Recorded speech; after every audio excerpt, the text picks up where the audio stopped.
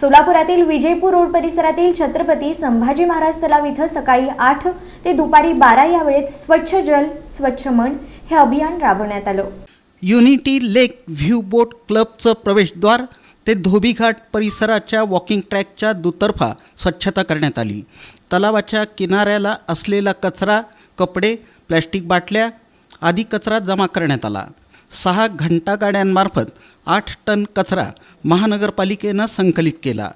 या अभियानाला प्रोत्साहन देताना सोलापूर महानगरपालिकेच्या उपमहापौर ज्ञानेश्वरी देवकर म्हणाले की संत निरंकारी मिशनचं कार्य हे उल्लेखनीय आहे। सामाजिक कार्यात मिशनचं योगदान आहे। आपल्या सर्वांच्या प्रयत्नातूनच हा परिसर स्वच्छ होणार आहे।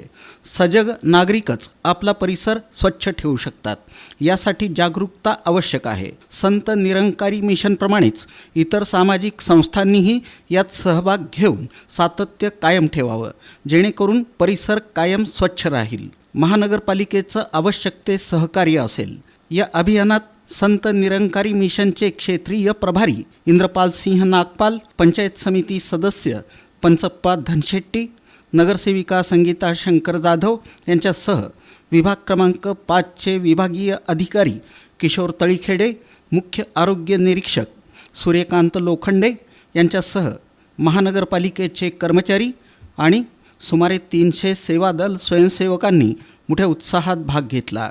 यावेळी कालिदास कोरे, सुनील भालेराव, संजय जोगदंडकर, कार्तिक पवार यांच्यासह महापालिकेचे अधिकारी, कर्मचारी आणि सत्संग मंडळाचे सदस्य उपस्थित होते।